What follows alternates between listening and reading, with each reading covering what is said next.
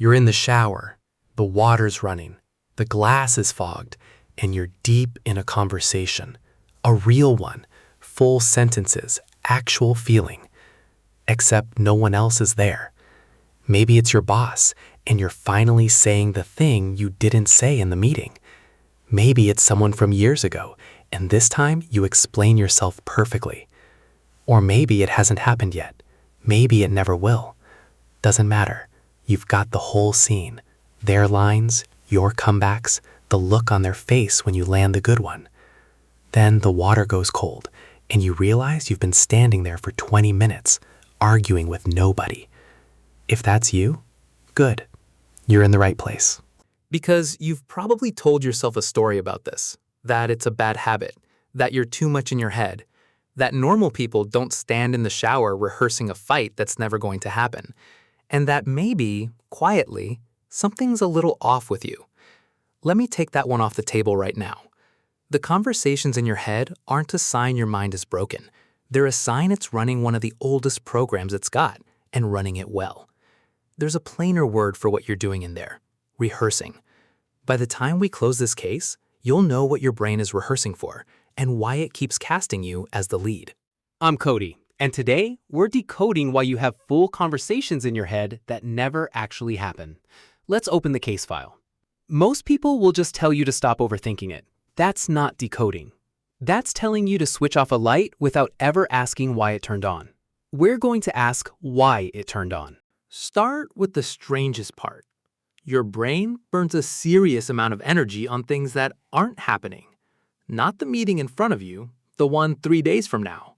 Not the person in the room, the one from 6 years ago. There's a network in there that gets loud the second you stop concentrating. Scientists call it the default mode network. You can think of it as what your mind does the moment you take your hands off the wheel. And what it does is time travel. It runs the future. It replays the past. And when it's really warmed up, it climbs into other people's heads and moves around in there. Here's why that matters. Ask a neuroscientist what your brain is doing all day, and you'll get some version of the same answer: predicting. It hates walking into a room it hasn't already walked into 100 times in the dark. So before the hard conversation, it builds one. It casts the other person out of every version of them you've ever met, writes their lines, and lets you try yours out somewhere the stakes are zero. That's what the imaginary conversation is. It's a flight simulator. A pilot doesn't learn the storm by crashing a real plane. They fly the storm on the ground, again and again, until their hands already know the answer before the sky ever asks. You do the same thing with a confrontation, or a goodbye, or a "we need to talk." Watch it happen in real time. You're going to ask for the raise on Monday. It's Thursday night, and already you're in the office, running the whole thing. The way you'll open, the exact number, the pause after you say it. You've heard your manager say no. You've heard them say yes. You've built 3 different endings and you haven't even brushed your teeth for bed yet. That's your brain refusing to send you into a high-stakes room cold. It would rather burn a whole Thursday than walk in unprepared. So no, you're not losing it in there. This might be the most efficient thing your brain does all day. But prediction doesn't explain all of it, because some of these conversations aren't about the future at all. They already happened, and your mind will not put them down. Let me tell you about one.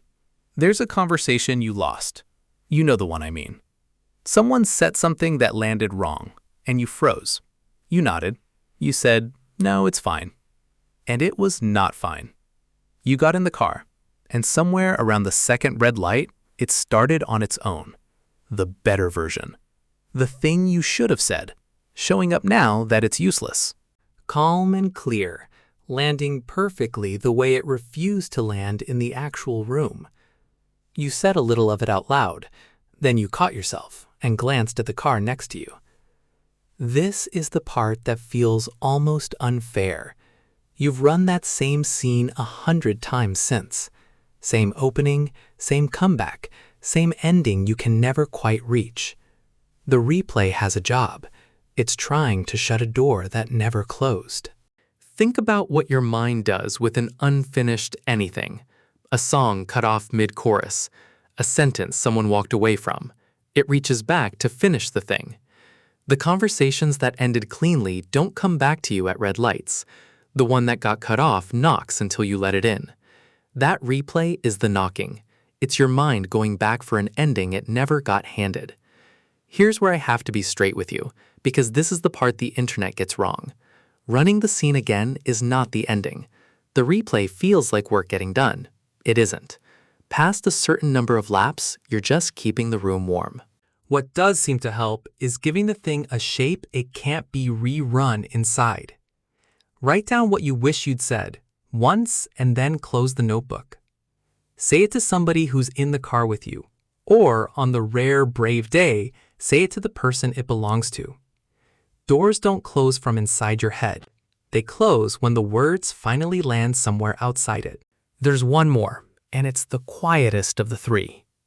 Because some of these conversations aren't practice for anything coming, and they're not chasing anything unfinished either. Some of them are just company. Notice who shows up in there. It's almost never a stranger. It's the people who matter. The ones you love, the one you lost, the one you still haven't figured out how to talk to. And sometimes it's someone who isn't around to talk to at all.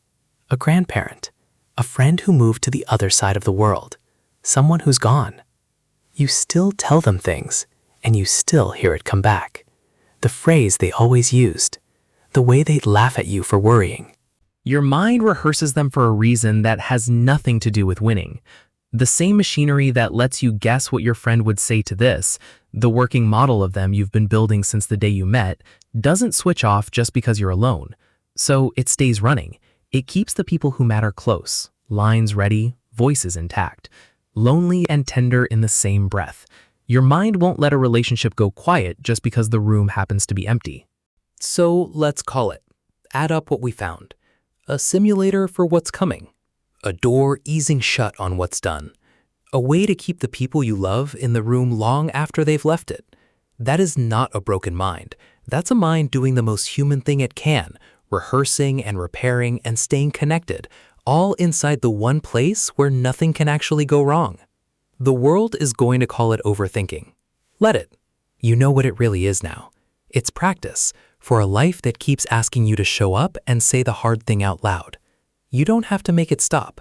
One honest exception, and then I'll leave you alone. If the scene in there has stopped being something you run and started being something that runs you, if you can't set it down, if it's eating hours you needed, if the voice in there doesn't sound like yours, that's a different case than this one, and it's worth taking to somebody who does this for a living. Everything I've told you today is about the ordinary kind, and the ordinary kind is nearly all of it. You just have to know that whoever's in there, rehearsing that carefully, that's someone who cares how it goes. And caring how it goes is kind of the whole point of you. So I'll leave you with one thing to try. Next time you catch yourself mid-sentence with someone who isn't there, don't shake it off. Notice who it is. Because the person your mind keeps casting is usually the person some part of you isn't finished with yet. Tell me who showed up in yours. I actually read these. And if your own head makes a little more sense than it did 10 minutes ago, there are more cases right where this one came from. Subscribe, and I'll see you in the next file. Case closed. For now, I'm Cody.